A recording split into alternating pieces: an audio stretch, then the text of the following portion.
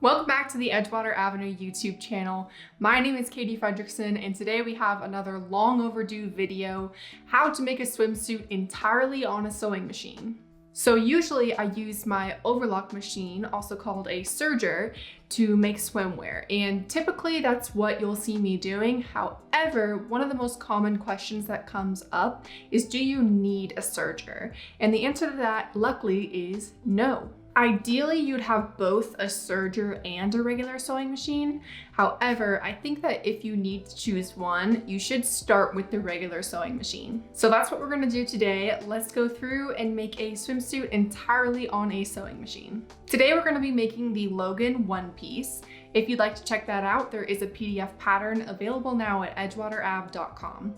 So as far as the tutorial goes, the primary difference between using a serger and using a regular sewing machine is going to be the stitch that you use. And the actual assembly instructions are exactly the same. And that's really nice because it makes it much easier not having to modify or make any other changes. So I'm going to follow the tutorial for the Logan one piece, and anywhere I say to do an overlock stitch, I'm instead going to use a zigzag stitch. The zigzag stitch is a great alternative because not only is it capable of stretching, but it's also commonly found on pretty much every sewing machine. For most seams, I don't recommend using a straight stitch because when a straight stitch is stretched, it's going to break. Another good option if your machine has it is to use what's called a stretch stitch. Not every machine has this, so if you need to use a zigzag stitch, then that is totally fine. So I have all my pieces here, and the first thing I'm going to do is match my fronts with fronts and backs with backs. Make sure right sides are together, and then sew along the leg holes, neckline, and armholes. I'm also going to fold my straps in half lengthwise and sew together the raw edges. Now first, for this step, I'm going to be using a basting stitch, which is a long straight stitch. The intention here is to sew the fabric together first, that way it's not going to slide around during the next step where I'm going to be attaching elastic.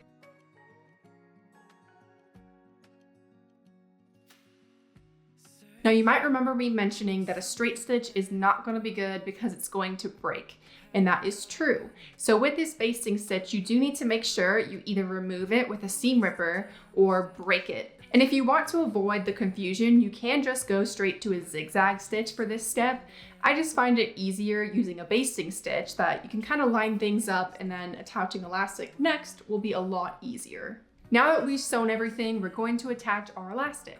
One thing to pay attention to when you're using a regular sewing machine is where the seam line is. My patterns include 1/4 inch seam allowance, which means I intend for the stitch line to be a 1/4 inch inward from the raw edges. So as you're sewing, just make sure that you're hitting that 1/4 inch mark. So here I am attaching the elastic. I know you probably have a million questions about elastic. You're in luck, I made an elastic series. There are 3 different videos that talks about everything from what kind, what size, troubleshooting. There's all sorts of stuff in that series, so I'll make sure to link it.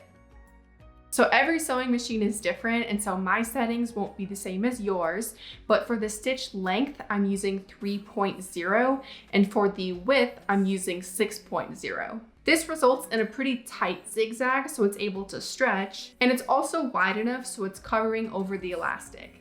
I found that the wider zigzag stitch tends to make a better result. And as I'm sewing, you might be thinking, hey, why didn't I just attach the elastic in the first step? And you totally can. I just like to break the process up into 2 steps. Elastic can be tricky, swimwear fabric can be tricky, and so dividing the process out can make it a lot easier and really help the final result. Now I've attached elastic onto every seam that I've been working on, including the straps. From here, the remaining steps are exactly the same. And actually, in the original tutorial, I did use a regular machine for the rest of the steps. So for the next few steps, I'm gonna speed things up to save time, but if you'd like to watch the full tutorial, you can watch that and it will be linked in the description.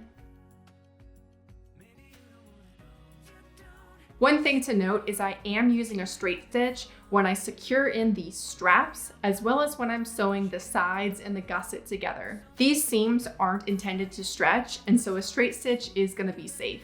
A straight stitch is also really nice for these seams because you can go through and then trim the excess, and that yields a really smooth result when everything is taken to the right side. I do recommend going over the straight stitch a few times.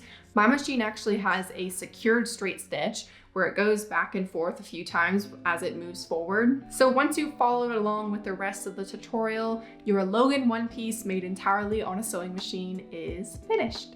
As you can see, the result is exactly the same in terms of aesthetic. The major benefit of using a serger is that it is quicker, it's more professional, and the seams are just more meant to stretch. However, if you're just getting into swimwear or knits in general, and you're just not sure that you want to invest in a serger yet, you can absolutely make swimwear. At the end of the day, it's up to you which machine is best for your needs. I know people who have businesses who use only a sewing machine for their swimwear. To summarize the big difference in using a sewing machine versus a serger, anywhere you're using an overlock stitch in a tutorial, you'll instead use a zigzag or a stretch stitch. It really is that simple, and as shown today, you can make beautiful pieces with a sewing machine. So if not having a serger has been the reason why you haven't tried swimwear, I really don't think that's necessary. I learned how to sew it on a regular machine and then upgraded later on. So if you haven't given it a try, you really should.